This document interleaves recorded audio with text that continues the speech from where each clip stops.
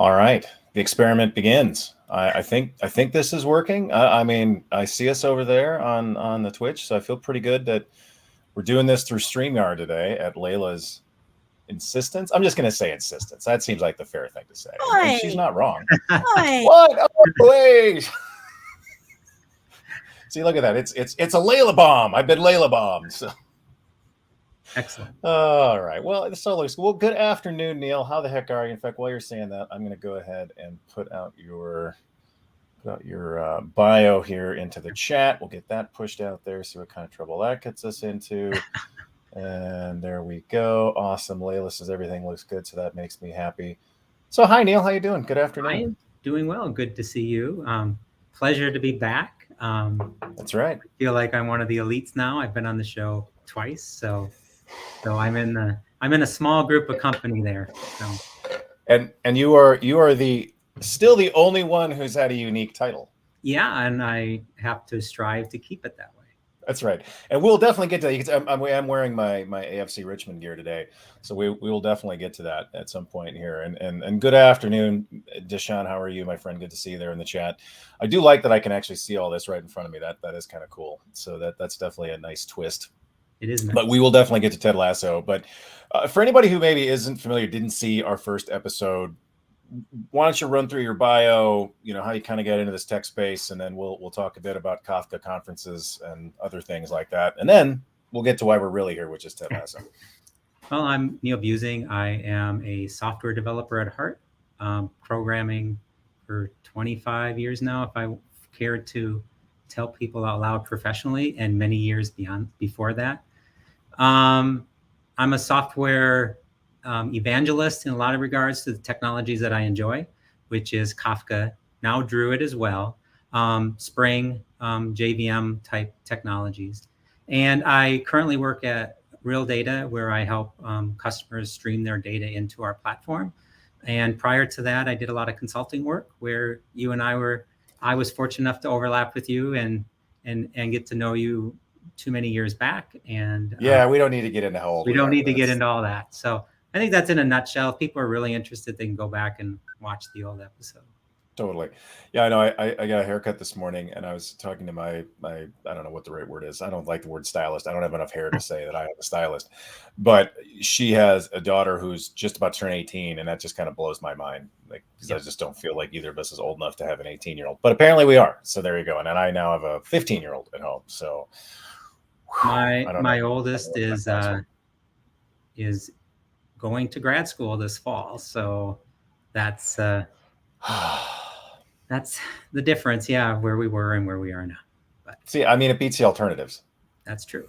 There's only one way to avoid getting older, near as I can tell, and it's a pretty final solution to that particular problem. So I try to stay away from that.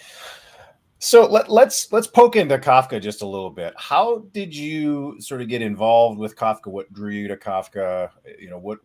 Why do you think Kafka gets as much attention as it does? Well, at the time I was working for a consulting company, which is the same company I worked for when we overlapped in the aughts. And it really was driven around what clients needed, what clients were looking for. So the buzz of Kafka was already there when I got drawn in. And OPI, the company that I consulted for at the time, we were looking to continue in that space. And there was an opportunity for me to help lead up the practice, get to know Kafka better, partner with Confluent and doing its various work for them or on their behalf.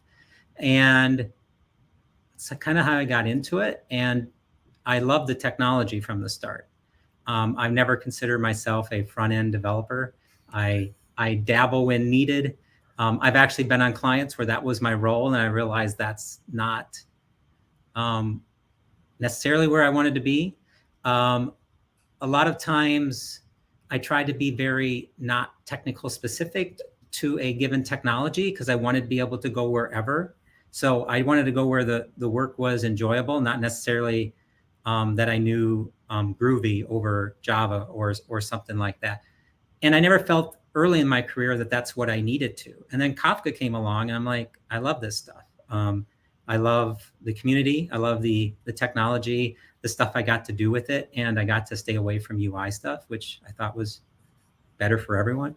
And What's wrong with UI work? I spent most of my no, career doing UI work. UI work is great. UI work done by me, I'm like, maybe that's where it should be somewhere else. And I That's do it fair. when I need to, but That's um, fair. it's Yeah, amazing I the countless hours you can spend. Well, I guess it's across all the technology. I mean, I spend countless hours integrating various Kafka tooling to Kafka and wonder where did the day sure. go. And people do the same thing. So it's where you feel most enjoyment from, I guess, and to do that. No, that's fair. I like to joke that I used to do just enough SQL that they wouldn't let me do SQL anymore. So, I mean, we Yeah, all kind of find our niche, and there's nothing wrong with that. yeah, So we'll accept that. It's interesting to me. We talk about event-driven systems. I mean, it's always seems to be comes up when we mention the word Kafka, and I do think that there are a lot of systems that fit nicely in that bucket. But I've also seen too many cases where people try to force that solution onto a problem. In your experience, what lends itself well to these more eventing kinds of approaches? And of course, we get into the whole what do you mean by event driven, since yeah. there's about 8 different flavors of event driven. Well, things that can be very decoupled and separated apart and very reactionary are things that are good for event driven in Kafka. So typical examples I use is I created an order. I'm going to tell you I did it. Now you can react. I need someone to create an order. The more command driven patterns can really get you into a corner with Kafka and be a little bit harder. I actually did a talk on what I called synchronous Kafka, which was basically an anti-pattern for use of Kafka. But there's times where you're in that corner and you need to still do it. And I wanted to show people how you could do it if you had to, even though it might not be the right fit for you. You should maybe re-architect your application, or maybe you need to do it differently. And I tried to push people to CQRS, so command query response segregation, saying with Kafka, commit your command through Kafka, but don't wait for it. Go back and get the response later when it is available. But I went through all the scenarios to get them there, showcasing this is how I would do it if I had to. I did get some reactions like, why would you do this? And I'm like, that's exactly what I wanted to get from that talk. Right. But there are times too, I don't want to introduce another technology because it's necessarily better when I'm already heavily invested in one. So there are times I wrote a sequence generator in a non-rational database that to this day I hear is still being used 6 years later. And it was the wrong technology, but because it was not introducing a new one and helped them sunset an old one, it was the right choice for them. So sometimes you have to find that solution when it isn't necessarily. And so I did a talk called Synchronous Kafka, which sounds like a oxymoron approach to it. But I enjoyed it. I try to strive on talks that I want to learn about, things that make me happy. And if others can find value out of it, then it's a win for both of us. So. See, I think that's one of the best ways to learn, though. And I think a lot of what we do in software, we learn where the edges of the map are by pushing and trying it and seeing what happens.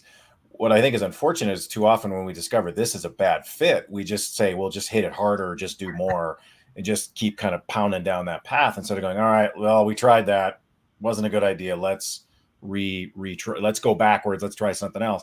It's knowing we get stuck in that sunk cost fallacy, I think, frankly, is part of that. But Yeah. trial and error is a huge part of how we figure these things out. And so I think there's a lot of value in actually, this is a bad idea, and here's why it's a bad idea. And having that experience, I think, is valuable too. Yeah, and I'd say there is the being the advocate or an solutions architect. Trying to think of the terms that I've kind of gone in. As an architect, sometimes you want to advocate for the things you've already been promoting, and you have to make sure that you're doing it still for the right reasons, not because you worry about being wrong. or Sure. show that you were wrong. So I think there's definitely things that I should keep striving to do. Is like, if I'm wrong in using a technology, I want to be able to own up to it and move on, as opposed to, like you said, keep trying to make it work. But yeah, Right. I Right. enjoy the edge cases. I enjoy seeing how I could do something. Doesn't necessarily mean that I would. Um, Right. a meetup I did last week on the use of Kafka and understanding the state stores. Someone asked, like, why did I do this example? I mean, it didn't need to be in Kafka. It was a pretty, but some of those examples are the best ones to teach. You Yeah. don't want to give I don't want to give them what clients are doing, because I want to respect clients' proprietary algorithms. But at the same time, I want people to understand it. So you pick smaller use cases to show the technology. But sometimes you get the question like, well, you shouldn't have used Kafka for that. And like, I know, but this was more to show people how to use it for those other cases, or at least I hope to. Right. Well, there's a difference in a teaching example Yeah. and this is the real world. This is how you would definitely do in the real world. And sometimes those get a little crossed, to say the least. Yeah. But so if somebody was brand new to Kafka and stares at just like, oh my God, where do I begin? What advice would you have for someone who's brand new to Kafka, brand new to eventing? You know, what can help you get started on the right foot? Well, I did recently published a blog on my resource guide. So I put out where I would go to learn. So that was a nice segue, even though you never prompt me up for it or asked me about it. But in there, I tried to show the avenues of how to learn Kafka. I point Nice. them to books that are freely available. I point them to videos that are either free or reasonable cost, blogs, as well as then Confluent has a nice resource and developers guide that they've spent how many developer hours on building as well. So from a learning standpoint, Kafka's gotten to where it was 4 years ago, where you're scraping around to find stuff, to a lot of opportunities. I think the bigger question is understanding why you would use it. Yes. And I think there's some good books on that as well. And not only why you would use it, but how does it fit into your work, and advocating for that. That's probably more of discussions you want to have with people. Find out, have the discussions. I don't think I want to point you to, here's one article that says, yes, this is right for you or not. I think you need to talk to more than one person and get that discussion. But if you have that and you feel that Kafka is the right technology and you want to learn more, mine is you have to get your own Hello World program, whatever that is. I provide one that I use for a lot of my talks. It's not really Hello World anymore. It's probably Hello Universe, because I keep adding to it. But Right. if you find something like that you can go back to, you can sort of add knobs to, build upon, you will learn it better than Yeah. picking someone else's example and just running with it. Find what energizes you. For this example, for me, it's like an order processing, because of a lot of work here in the Twin Cities where we're both located. There's a lot of retail type work available. No lie detected. And it's a good example to have in my back pocket if I ever want to talk to someone locally. So I use it. That's why it's passionate to me, not because I like building or point of sale systems, but I know Sure. people I can talk to and it would resonate with for it. So find what that is. If that is analytics of any kind, then go for it. If it's building it out, and you probably will be the wrong one for ever going and saying this is what I want to use it for at a client, but you'll Sure. learn it a lot better by doing that. There's Sure. specifics around Kafka that I would say kind of help. And I just like, if you can think of things like fraud detection for credit card is very ephemeral, meaning I don't care if I use a credit card today and tomorrow. I'm worried about what happens near the same time. Then it Yeah. gets you to show more of how do you do stateful processing with Kafka? Can I leverage what's called windowing that Kafka Streams has and other streaming technologies have? There's definitely things that make it easier for you to try out that technology. But I always say find what you're passionate about, make your own little hello world, and reach out to people that can help you get there. Yeah, I think that's really good advice to find that sort of example app that speaks to you, that resonates in your mind. You know, it doesn't always have to be a to-do list, doesn't always have to be Hello World. There's lots of different ways to get there, you know, so you just have to find what is fascinating for you. So let's see if I've got my translation from Twitch handles correct. I believe that's Glenn has now joined us. Hello, Glenn. Good to see you, sir. I think Glenn's weather was a little nicer than ours this weekend. I think we had just about every kind of precipitation possible between Friday and Sunday. I'm pretty confident of that, right? We had rain, sleet, snow. We did not have technically hail, but we had thunder. Fair point. So, Fair point. And we did avoid the tornadoes that apparently went through yeah. Iowa. So good. Yeah, but same system brought tornadoes, just fortunately not to us. But yeah. Yeah, the joy of spring the season in the Midwest as opposed to spring the Java framework. I made sure I was very clear on that this morning when I tweeted about us. Yeah. So, really, Glenn, you're going there. You're going to tell me that it's sunny and 75 in Atlanta. Yeah, thanks for that, Glenn. That's exactly what I needed to hear. I always tell people the 6 months of winter make those 2 days of spring in Minnesota all worthwhile. That's right. You know, I'm just going to say, bless your heart, Glenn. Bless your heart. Oh, I tell you. Well, I saw this tweet that I think you would resonate with as well, that when you live in a part of the world that does get cold and snowy, that in addition to dealing with the temperatures and the snow and everything else, you also have that one friend who lives somewhere warm and delights in texting you, oh, it's 80 degrees where I'm at. It's like, yeah, thanks for that. I appreciate that. That's so awesome. So it's good times. It's good times. Yeah, no, you're a funny man, Glenn. You're a funny man. Just saying. Anyway, well, let's see. What other tech topics do you want to talk about before we get into Ted Lasso?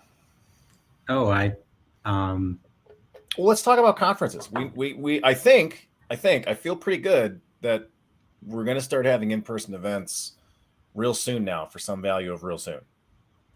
I think so too. And I'm fortunate in a couple hats or whatever to be going to Kafka Summit London in April. Awesome. Presenting. So being able to present in person again for the first time in 2 years, as well as now being part of the program committee of Kafka Summit, which is eye-opening to see the submissions. Be careful what you ask for. It is, but in the general, it's like you do worry about that. But the process that Kafka Summit's put together for reviewing, and that really took away a lot of those worries that I had. I literally visioned that I was going to have 500 stacks of paper on my living room floor, putting them in various piles. Yes, no, maybe. That's how I envisioned it when I became part of that. And it's all online. Go figure. Yep.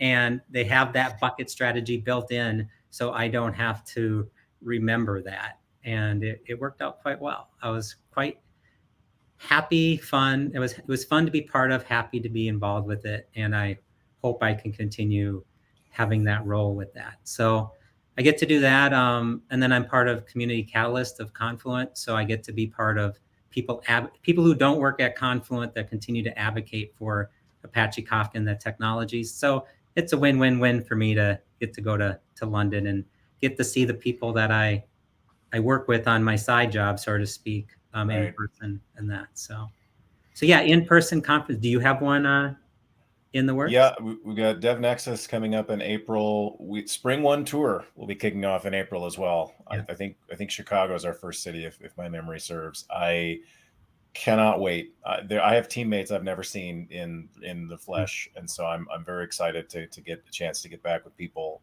It's going to be a little weird, a little awkward. We actually went to Imagine Dragons a couple of weeks ago, and it was great to have that communal experience again.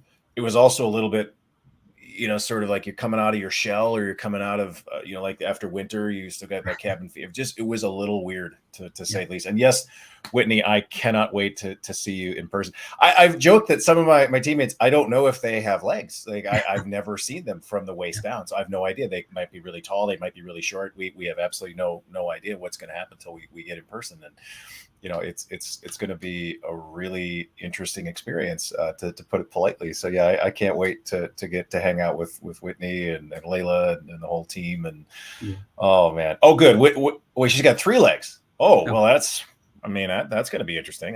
That yeah. could be fun. All right, that's got to be really hard to buy pants, Whitney. That's huh. Good luck. Good luck with that. So, and for some reason, I'm not seeing the comments in StreamYard, so I can't actually put that up. I wanted to put that up as a banner, but for some reason, StreamYard's not cooperating with me. So, it's probably user error. I'm sure Layla will explain that to me later, and that's okay. I'm here for it.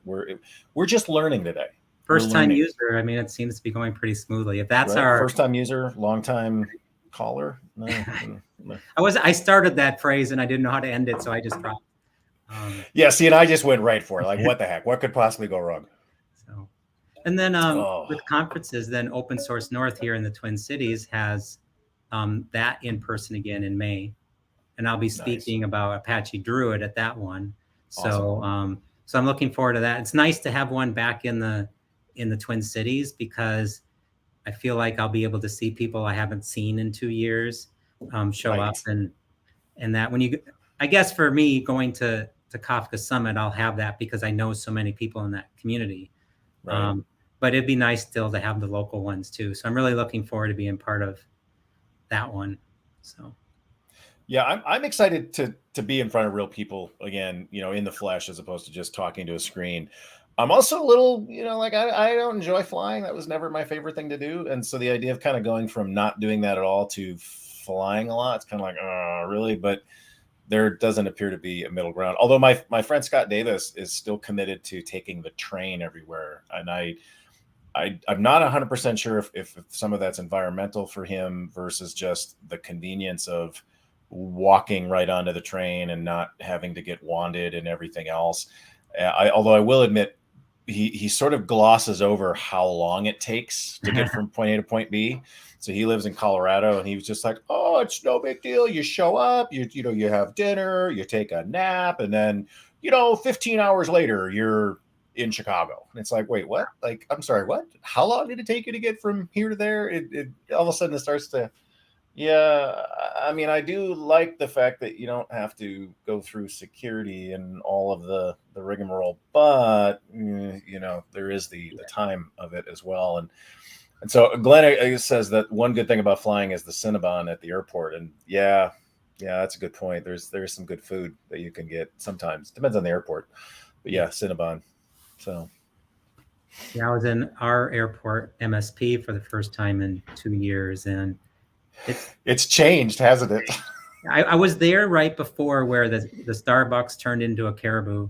Yep. While it was going on, and now everything is done. So Mm-hmm. it changes, but it does still feel like our airport. So yeah, it was fun, kind of being part of it. I was kind of I don't miss this part of the travel. I like where I get to be, not how I get there. So. Agreed. I very much miss being around my friends, being in front of a live studio audience. I do not miss airplanes as such, although Delta just dropped a package off at my door, so I'm curious to see what's in there. Anyway. My flight to London is direct, so I leave at 5 and I get in at 7:30 in the morning. But they just changed it on me. It was supposed to be 8 p.m. Get in at 10:30, and they shifted it up 3 hours, which is fine. It's still direct in that. So I've been on that flight a few times. It's a good flight. It's the only way to roll. That is one thing that I don't think we get a lot of credit for. Having a hub airport means we can get pretty much anywhere direct, and that reduces the stress level significantly. So yeah, I mean, just the worrying about delays and then adding the compounded effect of a multi-leg flight and getting where you needed to go. So. Well, I'll have to give you some advice on good places to eat while you're in London. I have several, and I am very happy that I do have reservations in May at Core, which has been you mentioned a long time since I've eaten at Core. So 2019, I was there for the first Kafka Summit that I presented at, and I was there for 5 days, and I can still remember those 5 days and what I did every day. You asked me what I did a week ago, and I don't have a clue. So difference matters to memory, uniqueness Yep. matter, and just London. It was just It's London. it was amazing. And I It see your is. Tower Bridge in the background Oh there, and yeah. I'm looking forward to seeing Tower Bridge again Mm-hmm. and Mm-hmm. that. So Yeah, London is one of my all-time favorite cities. I believe that is my most visited city internationally.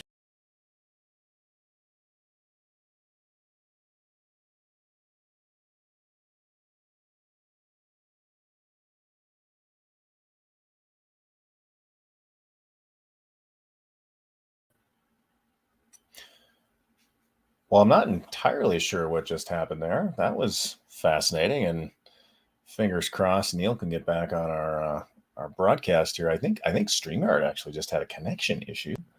Good times. Okay, good. Glenn says I'm back, so that's awesome. And yeah, well, Raul, I this is the first time I've ever streamed directly to YouTube, so that's a new one for me. And now maybe that's why I wasn't seeing comments before, because there was an issue. So now I just need to. Oh, I got to add him to the stream. There we go. Now I got Neil back. Well, that was weird. did you get kicked out too, or just me? Yeah, no, it was me, and I saw a little banner that said we've identified a connection issue.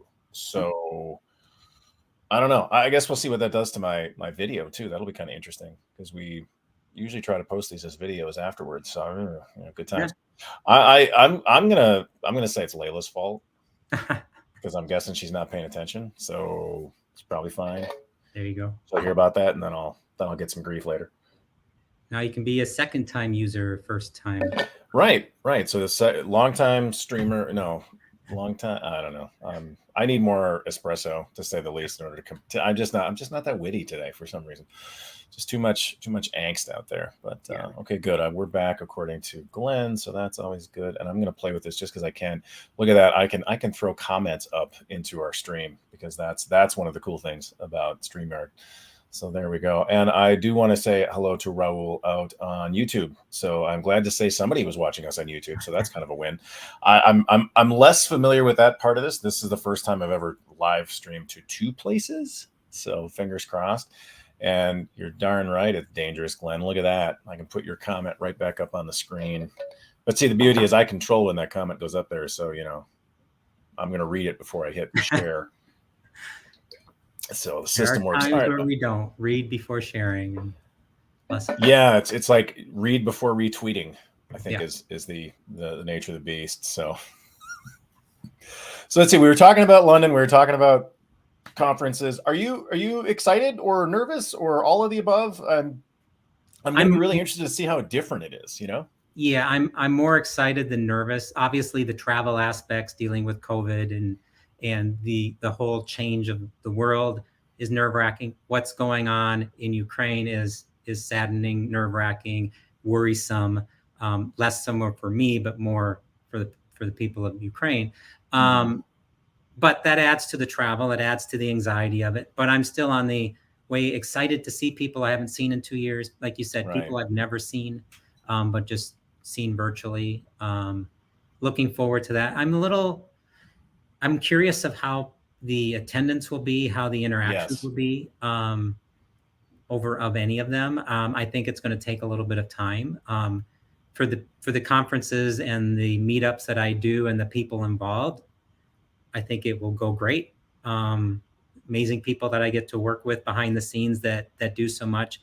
Making conferences virtual in 3 months or 6 months, depending on it, was amazing by that, and learning what everybody did to get that all figured out. I mean, this little hiccup with us being kicked out and back in, that's for something that we can both rejoin. If you're doing that in a conference where hundreds and thousands of people are potentially attending, you kind of want to make sure that doesn't happen. And it hasn't on the ones that I've been part of. I mean, Kafka Summit, Druid Summit that I was fortunate enough to be a part of last year that did it live virtually. They all did great. So hats off to the people behind that allowed us to continue to do the stuff we enjoy while we can't get on a plane. But yeah, I'm looking forward to it more than anything. I hope that everyone feels that way, and we can get to getting content that people want to hear about and the relationships we want to build. So I do think that some of the sort of logistics around conferences are probably going to change a little bit. You know, we might see more grab and go kinds of things. I think hand sanitizer is going to be with us forever. I don't think that's Yeah. disappearing.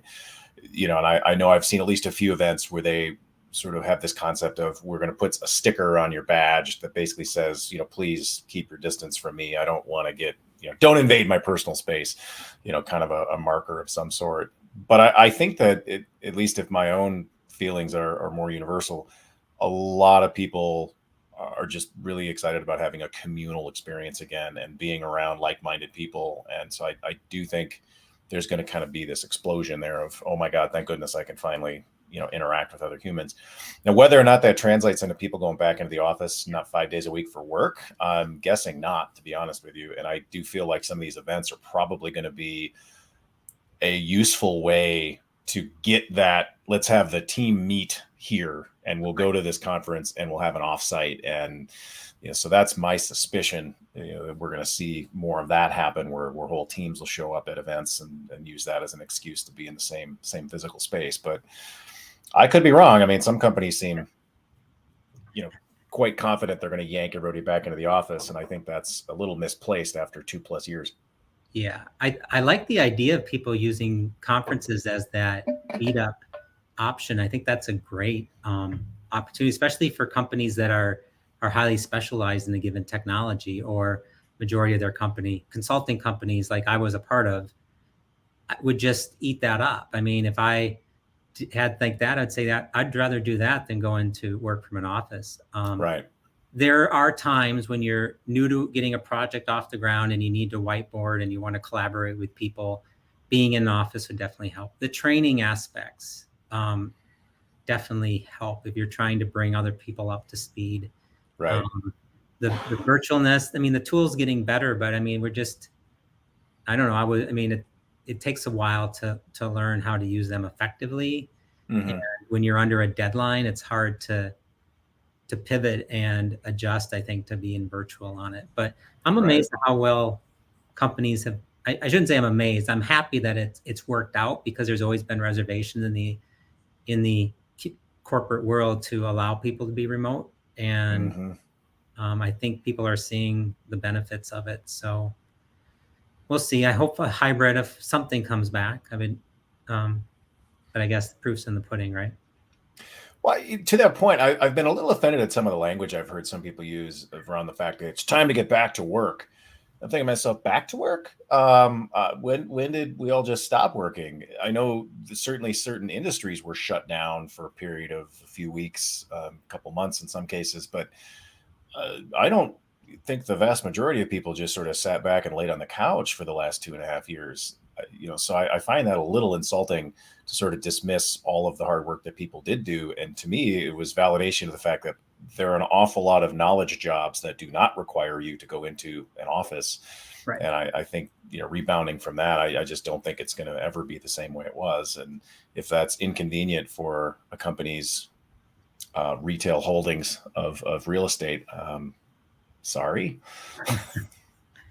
Yeah, I agree. I think those that have learned to use it and leverage it effectively will be better off recruiting, better off just quality of life for people. It would be a win around having the ability to get together when you need to, or to keep that community alive. Definitely would be helpful. So, Right. But yeah, going in, and I mean, I've been in the office where I've gone in, sat at my cube, left, and didn't talk to hardly anyone. Why did I have to drive in order to do that? Right. Right. Well, I mean, I think back to my previous occupation, and probably 85-90% of the meetings I were in, we were still sitting at our desk not on a Zoom call at the time, but we were still doing a live meeting, because you were meeting with people that were in a different city, a different state, a different country. And you had so many back-to-back meetings, there's no way you could go to a room even if you wanted to. So I think there is a chunk of the population that, sure, they all get together in a conference room, but I don't think that that's the majority for sure. And I think this was a pretty good reminder that an awful lot of these jobs can be done from really anywhere there's an internet connection. And I think that's the kind of thing we should continue to embrace. And I feel like a lot of companies are going to try to force people in, and they're just going to have an even bigger attrition problem than they already have. Yeah, I was at a client pre-COVID that every meeting, even though you're at the office, was virtual. So if someone had to be home or someone was remote, they could still be part of that meeting. And I do think to this day that they had it right in that approach. If someone was homesick, they didn't feel like they had to make it into work for a meeting. They could keep other people safe from getting sick and still attend work because you're healthy enough to attend work. So that approach hopefully is adopted by everyone that works in a line of work that is able to be remote. Why not embrace it? Right. I was going to say, I do wonder if that's something that we stick with post pandemic. The idea that you don't necessarily have to come in when you're on your deathbed, that if you are not feeling good, maybe you should just stay home for the day. Yeah. And I know that won't be universal. I know that I've certainly been on the road and been sick, and there's nothing you can do about it. You just have to power through it. But I would hope that we as a, I don't want to say just industry, but that we start to understand, it's okay to have a sick day, or it's okay to work from home if you're not feeling good. And, it certainly seems like schools are getting a lot quicker at, no, you're going home. Right. But he's not running a fever. No, he's going home. Okay. All right. We'll be there to pick him up. That's like sometimes I remember in the past I get sick and I'm healthy, but I still have that lingering cough. Sure. So you feel good enough to go to work. Well, other people don't want to be around you. They wish you stayed home, but you already took a few days off. So you feel like people think you're taking advantage of being sick when you're not, because you can work. Well, just let me work from home, and then it's a win-win. And why not? Yeah, I'm hopeful that will become a default situation moving forward. But then I'm not so sure I know how to do small talk, human interaction-y stuff. That's the part I'm a little nervous about, being around other human beings, and do I remember how to do that? Yeah, I guess we'll find out. There needs to be like a practice ground or something where we can try it out, and come here for some light socializing, and work through your initial angst about being around not total strangers, but not your family, not your besties, and see what that's like to transition. So yeah, Glenn says lots of awkward stares, and I think there's going to be a lot of awkward so what do we talk about now? Well, what about the excuse? I'm sorry, my internet's not working well. I need to go. I can't do that in person. Right. Well, we'll have to come up with something. Oh, shoot, it's time. I have a meeting. I don't know. We'll have to remind ourselves, how do I get out of these conversations? Exactly. Call me in 5 minutes. There's an app for that, I'm sure. But, yeah. Well, should we talk about Ted Lasso? Is it time to talk about Ted Lasso? To talk about. All right. Well, yeah. I do have a surprise for you here. Let's see if I can make this happen without completely killing myself. That is awesome. Where'd you get that? I got that on the interwebs. You can pick one of those up from. Let's see, where should I put him so he's not completely right over my. And because you made it part of here, you can expense it too, right? I suppose I could actually. It's not overly expensive. It's like $40. Okay. 45. And ironically enough, I actually have 2 of them, because the first one that showed up had like a hole punched through the box. So poor Ted was damaged, and so they shipped me another one. Wow. So they made it. So that's good. It all worked out in the end. So it's occurred to me that I will probably have to put him down in the basement when this is all over. And then I think to myself, are you going to have that awkward, oh my God, there's someone in my basement? No, it's just my cardboard cutout of Ted Lasso. So excellent. It's all good. I think he needs to be part of all your streaming events. I may have to try that. And we'll see what kind of trouble I get into. Put him behind the bookcase with his head sticking out from back. Just the head. Just the head. I could do that. I could definitely, because the little stand thing folds back in, so I could definitely kind of wedge him between the desk and the bookshelf. So you got Tower of London. You got that right there. You should get Ted back there. That's true. So I guess I'll say, spoiler alert, if you haven't seen season 2, what's wrong with you? And I will say, you and I were talking about this in the pre-show. I don't know anyone that I've introduced Ted Lasso to who has been like, nah, it was okay.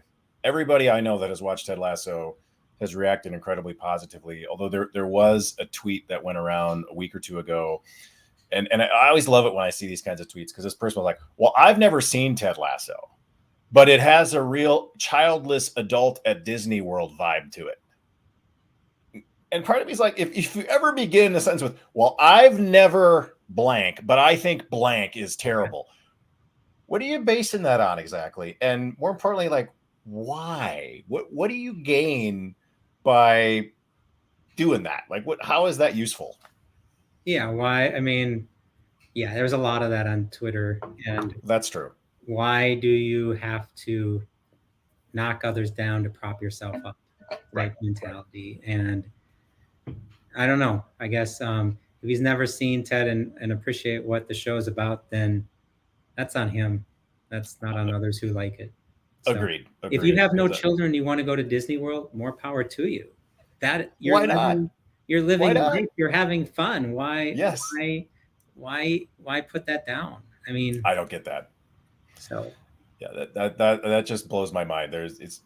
You should do what makes you happy. yeah, If going to Disney makes you happy, go to Disney. If wandering through the desert makes you happy, go wander through the desert. It isn't just because it doesn't make sense to me doesn't mean that it's somehow invalid or less worthy just because it's not my cup of tea. If we all liked the same thing, boy, the lines would be long. So probably okay that we have different interests. I see that as a win. That's a feature, not a bug. But anyway, so what was your overall impressions of season 2, especially compared to season 1? Did it live up to your expectations? I mean, now the expectations are even higher. I think they just won a SAG award. Best actor, best ensemble for. Yep. My original thought of season 2 was there wasn't enough football in it, and my wife made a good point with COVID. Maybe that had to be something for them to consider. Sure. Well, first of all, there was one episode that I won't watch again, which season 1. I think I know which one. Beard's episode. If they had ended it differently and made it a dream episode, I would actually think I would have enjoyed it. Sure. If he was hallucinating on the mushrooms and that was what the reality that caused it. Sure. Other than that, I look back and when I watch them again, it's like, no, it's really, really good. My needing more football was just because I think that's when Ted Lasso was at his best in season 1. Sure. And there's really a lot to season 2 that they uncover really well. The whole anxiety issues of Ted is pretty well done. Just Roy and his interaction with his niece, yes, is the best. I think some of the best. Where does Bernard live? Try to remember the swearing where she's swearing at the school and he has to come pick her up and he's like, yes. Where the bleep did she learn all this? And then the teacher's like having to, and he finally gets it. So I love that. And then the episode where Roy became the assistant coach is the best one of the. I think it's Rainbow, best one of the season, just because of the Harry Met Sally 80s movie vibe references. Yes. You had me at coach reference. Yeah. And it wasn't, as Ted Lasso does well, you're corny without being too corny. Right. You're likable without feeling fake. I mean, Ted feels genuine. Yes. And I thought that was going to be hard for them to repeat in season 2. Like I watched season 1, then I watched the original commercials that they based it on. And the commercials were, he was actually aloof. He didn't understand things and they really shored it up and made him know he's just ignorant to football rules, but he's an excellent coach. And he's this way because this is how he gets through life, not because he's ignorant and oblivious. I thought that they would miss on that in season 2. And there's times I felt that way when I watched it the first time. When I was watching the second time, I'm like, no, it's just different. And it really well done. I would expect more football in season 3 just because the story arc that I envision for them to happen, of them. Well, there has to be conflict with Nate. Yeah. I thought the leading Nate was predictable. I thought where they were going with Nate was a little bit more predictable in the season, but that's not Sure. necessarily a bad thing. I mean, so you understand where it's going. It's the story, not necessarily the ending that you're supposed to learn from. So yeah, quite happy with it. What about you?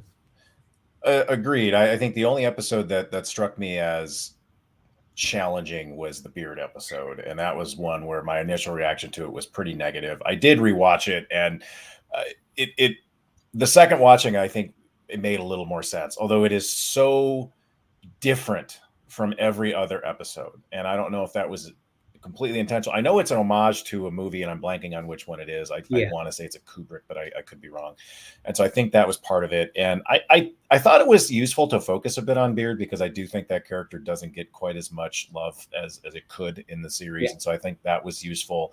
I do think it would have been good to be, oh, that was all an hallucination, yeah. but I think it was really an effort to showcase some of those characters that don't maybe get as much of the screen time as others. But it did feel like the one that didn't quite fit with anything else. It was really interesting to me to see how much of that season really revolved around mental health. Yeah. And what a weird way to start with Danny killing the dog. You wouldn't think a comedy is going to start with, oh no, the dog is dead, but it works as a way of giving us a framing to talk about mental health. And Yeah. I do think that's it's pretty brave, frankly, for a comedy like this to take on something like that. But I think they really did an admirable job at that, and used multiple story arcs to kind of bring those points home. And so I give them a lot of credit for being willing to try that. And I think they did a pretty good job with it, all things considered. I agree. You saying this reminds me of, well, my favorite sitcom growing up was MASH. And Sure. MASH was a comedy set in a place that's a drama. And Mm-hmm. they found that balance. And this season definitely had aspects of trying to find the balance of seriousness and using humor to talk about it. Yeah, I think it is killing. I mean, poor dog at the beginning, start the episode. Football is death. I mean, it just Right. um, it was probably it really led that season to working out so well. It was. I mean, there were multiple episodes that I enjoyed quite a bit. I think I agree with you. Rainbow was fantastic. That was episode 5. Episode 4, Carol of the Bells, was Oh, excellent as well. yeah, And there were parts in there that bring you to tears. And to see all of the players basically show up at Higgins's yeah, for Christmas, and all the things they bring with them, and just some of the funny little things they interjected there. They were playing with dart guns, with Nerf guns, and then they show them kind of being led away like prisoners, and just those little kind of background things that make you laugh, and you get such an appreciation for. But I there were multiple times during the season where there's like the tear rolling down your eye, and again, I give them so much credit for being able to wrap that into a comedy, yeah. and not overstep, and not make it too saccharine, not make it too serious. So I do think it's going to be really, really interesting to see where they kind of go with next season. What did you make of sort of the Roy and Jamie dynamic that sort of grew through the season, for sure, and culminated in the Man City game with Jamie's dad coming into the locker room? Yeah, I thought they did a very good job with it. Um, the whole dad thing, I don't know what to take with Jamie and his dad. I mean, that dynamic. Um, I mean, yeah, it's just a lot to feel. You actually felt sadness for Jamie, and I Yes. never thought I would from season one. Right. Roy said, "What's wrong?" There was a time where Roy was giving advice, and he wouldn't give it to Jamie, and he finally said, "What's wrong with Jamie?" And he said, "It's you, Ted Lasso. You're making him a team player, and he needs to be a prick." Mm-hmm. Basically, not all the time, but he needs to be able to be himself. And Right. finding I just found it interesting that what everyone hated about Jamie, Roy's the one that figured out he still has to be Jamie. The last person you think that would tell Jamie to be Jamie told Mm-hmm. Jamie to be a prick, and Right.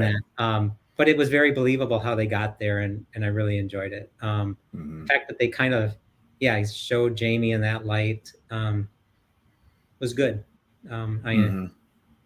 trying to that episode is the yeah, just it's a lot to take on, a lot to watch. Yeah, no, for sure. And I do think maybe that's part of why they did the beard episode, because an awful lot kind of comes to a head, frankly, at that episode, and there's a lot to take into account as part of that, and it leads us into some of the Ted Lasso backstory with his dad, and where some of his trauma comes from. And I mean, that was another sort of recurring theme, frankly, throughout the season, was the trauma that so many of these people have experienced, and them kind of coming to grips with it. And they tip the hat right away with Danny killing the dog and then Yeah, having to deal with that trauma, and then that just opens the door to, well, here's Jamie's trauma, and here's Roy's trauma, and here's Ted's and just on and on. And again, and I thought they did that in a very deft way. You could yeah, sort of manhandle that and shove it right in your face, but I think they really navigated that expertly. yeah. I mean, there was times that I thought that they're making it all happen at once, but that's how life is for some things like that. I mean, how many Yeah. times have you had something going on where you're like, I can't handle another, and then there's another that you have to handle? So Right. I think I mean, it happens, and usually that's when things happen, almost when you're already being impacted by it. So, and Mm-hmm. watching it the second time, other than the dynamics between the therapist, I forget her name right now, and Ted, where she doesn't need to open up. It's not her job to let Ted in Mm-hmm. because she's a professional doing her job, but she was instructed by a friend that you're gonna have to let him in if you're gonna help him. Yes. And I'm like, I'm trying to think about the life of a therapist. I mean, I don't give them enough credit for being able. There are a lot of people that you have to build that trust by giving something, which I don't need to do in my job. I don't have to Mm-hmm. show a healthcare facility that I know how they administer medicine in order for me to write software for them. Right. Um, but that's so true. I mean, and Ted saying, why would I pay people for talking to friends I get for free? And she's like, well, you're a coach, you do this for free anyway, but you still get paid. But I'm like, Mm-hmm. it was a nice eye-opening perspective on the role of a therapist and how hard it is, because of you have to learn each person and figure out how you can get them to open up to you. So Right. hats off to Well, them on how they put that together. sure. And I think that was part of that journey too, was her realizing she had to Yeah. open up a bit too, in order to Yeah. help that breakthrough with Ted, and that sort of relationship blossoming. So I think that was, and then I like how she doesn't like goodbyes. Yeah. So she writes letters and then just disappears. Yeah. And then I like how Ted turned that on her. I thought that was pretty clever there too. You Yeah. could see that one coming, but Yeah. it was still kind of interesting approach. But what did you make of the Edwin Akufo, who was, of course, played by the amazing Sam Richardson, who I loved in Veep, and just seeing him show up in Ted Lasso, just chef's kiss. But so he's the Ghanaian billionaire who wants to get Sam as a player and start the club in Africa, and just how their relationship. And it was a short arc, but it was really interesting, especially when Sam says, "No, I'm good. I'm staying here," to see how quickly he turns. Oh, doesn't he just like throw a tantrum, kicks everything, Yes, and leaves? yes. But I love how he books out the entire museum so that they won't be bothered, and everyone in there is just an actor. And then, hey, I know this Right. restaurant. Let's go eat there. It's like, oh, this is the best food I've ever had in London. Yeah, no, I had my chefs flown in. Like, And wow. Yeah, it's actually been a while since I've seen that one. That was, I mean, I thought again the whole thing was Sam starting with the Nigerian Dubai yes, Air issue, and then moving to banter and his relationship with Rebecca, mm-hmm. and then that whole thing going on. It was a nice serious thing with a nice comedic ending of him storming out. It was enjoy. I love that story arc. I mean, it was Yeah. fun. Yeah. And that's the one I wasn't quite sure where they would write. Would they have him leave only to come back, Mm-hmm. or something? I'm glad they did it the way they did. Yeah. but I Yeah, wasn't no, sure. I agree. I wasn't sure if they were going to write him out at that point, and you could have seen that. That would have been reasonable.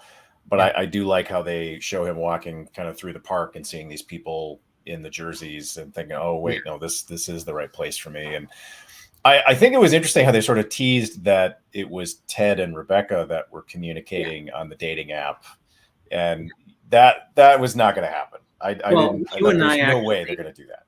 you Yeah, you we and I were DMing about that. yeah, and we're both like, it really feels like they're trying to make us think that, so it's definitely not it. Right. And I was of the mindset it better not be it, because Mhm.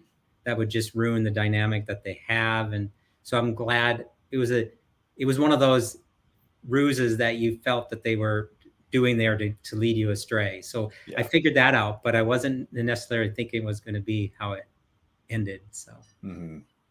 but yeah, What did you make of sort of Keeley at the end, leaving her role at the club, starting her own agency?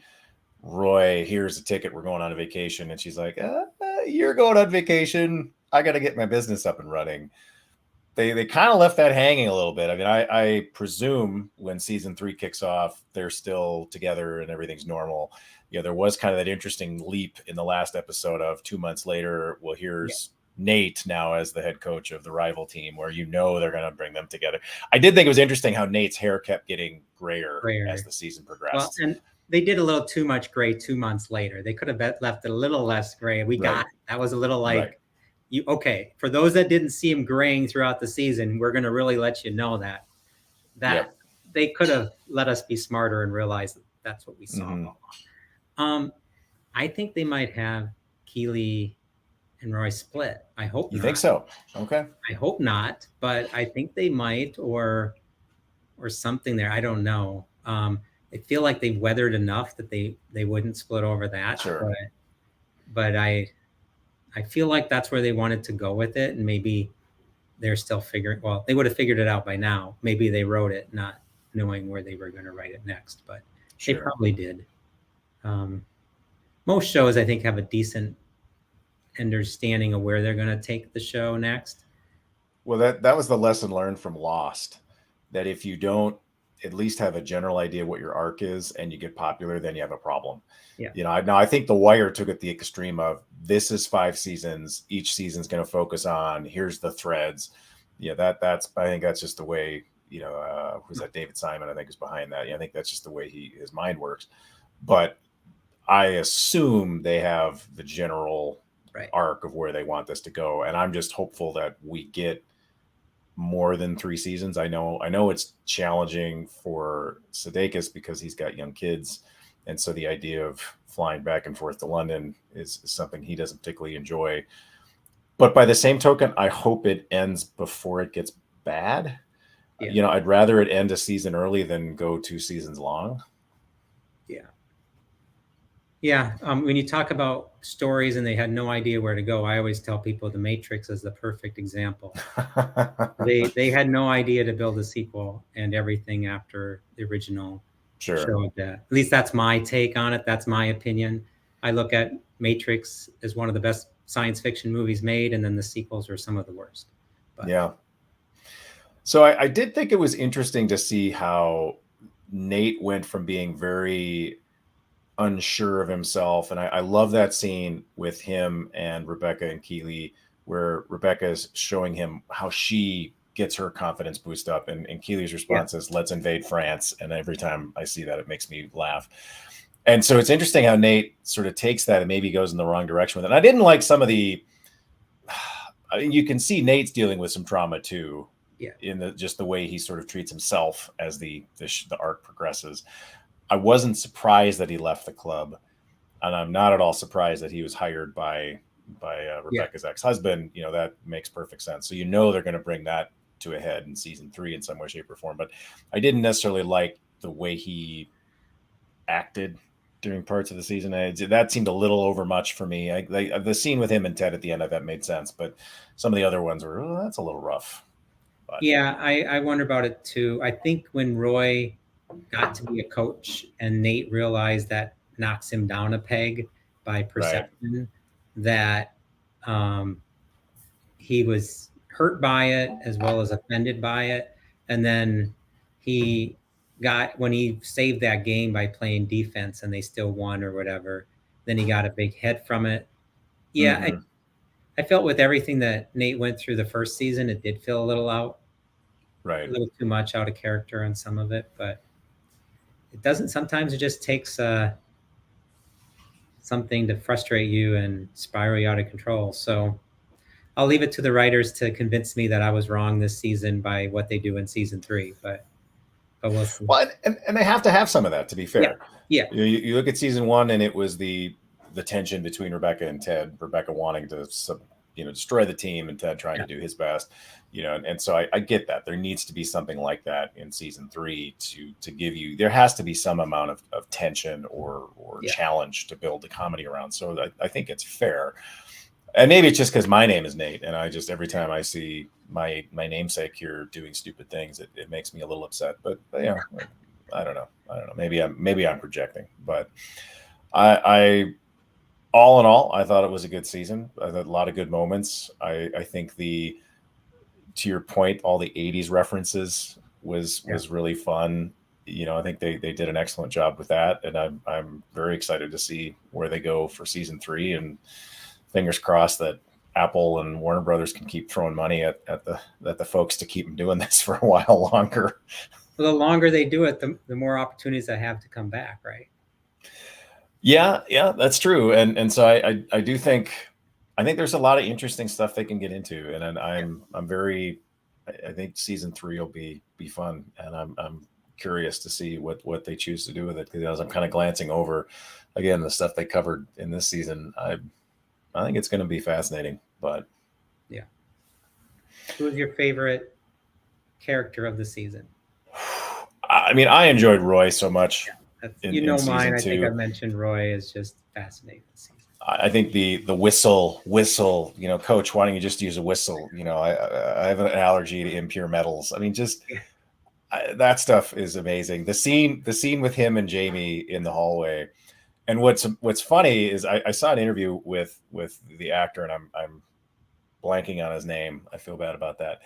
On Seth Meyers or something. He said those two are really good friends, and they basically don't do scenes with each other because they just crack up the entire time. And so that had to be a hard scene for them to do. But he said, yeah, it was really fun to pitch those ideas. And I can't imagine what that's got to like to be both an actor and a writer on the show. Oh yeah. And you're pitching scenes that you're in. That's got to be an interesting challenge, from both sides. But I enjoyed that back and forth between them, and I would have loved to have been on set to see how many times all right, let's run it again, That would have been fun. Yeah. No, it was good stuff. I think Roy was my favorite from this season for sure. But I mean, I don't know. There was a lot of good moments there. Like I said, I think Carol of the Bells, Rainbow, those are probably two of my favorite episodes for sure from the season. Yeah, I would agree. But well, anything else we want to get into? We're past the top of the hour. I think do we have any idea when season 3 is going to come out? Probably this summer, I assume. They said probably a little bit later than last year's season in the season, and because they just got a later start, I think filming started end of January, February, if I remember right. So my best guess would be fall, not summer, but sure. Haven't heard yet. I think I Googled for it a couple weeks ago to see if I could find anything new. Sure. Have you tried making the biscuits? I have not. You should. Okay. You should. They're very tasty. So, although apparently, at least originally, the biscuits they made were not good, and that Hannah said that was some of her best acting, was pretending to enjoy the terrible biscuits. I do think they eventually made them taste better. So that's good. They go through quite a few. Yeah, I'm sure they did. But oh, good times. All right. Well, anything else you want to touch on before we declare victory and go back about our normal days? I can't think of much. I think we covered quite a bit today. Yeah. I mean, we went 40 minutes before we even talked Lasso, which I thought was pretty proud of us for holding off on the Lasso as long as we did. I knew once we got into Lasso, that's all we would probably talk about. So I thought Well, it's dessert. I left dessert for the end. Exactly. Are you one of those people, if you have a plate of food, do you eat in the order that you like the most or like to least? I go least to best. What if So the best is only better if it's super hot? So by delaying it, it's not as good as it would have been if you ate it first. Well, I mean, so I usually try to get the vegetables out of the way immediately whenever humanly possible. And we impressed Glenn. Glenn was impressed that we stuck with technical topics as long as we did. Okay. So get the vegetable out of the way and then progress from there. But I take your point that is one of the challenges. I'm definitely not one of those guys that wants to eat dessert first. You got to save that for the end. Yeah. So I'm similar. I like to save the best part of the main meal to the end, but I've realized sometimes it's gotten colder and like, well, should you eat when I serve my dog food and I put human food next to the dog food, she eats the good food first. She doesn't wait until the end. So she's probably got it figured out way better than I do. that's possible. That's possible. I hadn't thought of that. Because to your point, maybe it doesn't taste very good if it's not piping hot or you're eating on a less empty stomach. I mean, right.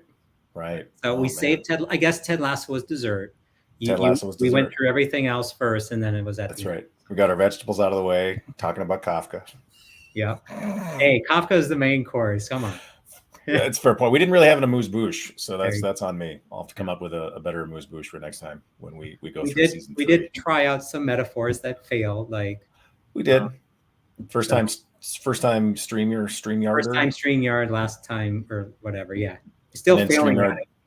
Right. Well, then StreamYard decided to just die in the middle, so yeah, I'll be fine. I have no idea what this can do to my video, so I guess we'll see. We'll fix it in post. There you go, as the kids say. But anyway, well, I do hope that sometime in 22, you and I are actually in the same physical space, and I hope so too. Meet over a cup of coffee or a beverage or something other than just Zooms. We're 20 minutes away, probably, maybe 30. I don't know. Yeah, roughly. So, we probably need to do that now that I don't feel like I'm going to catch, the pandemic and keel over. Yeah. Although I still, like I said, it was very strange being in the Target Center with thousands of other people and just kind of being like, "Oh, is we okay?" Like, I don't know. But we're all going to have to emerge from our cave at some point, I guess, and see what happens. So. All right, well, let's see if I can figure out how to make this banner work. So we will be back next week. I've got friend and colleague Ben Wilcock will be with us. So he's out of the UK. So I'm sure he and I will get into some interesting topics. He did a really cool, like, visual note-taking sketch, kind of like what Whitney does with Enlightening, where he basically took notes from my presentation and posted it. It was really, really cool. So I'm hoping I can dive into that with him, but we'll see what kind of trouble that gets us into. But until then, we will call it a week, and I will put up next week's thing. We'll do our bumper, and then you and I will be out of here. Thanks for having me. Thank you.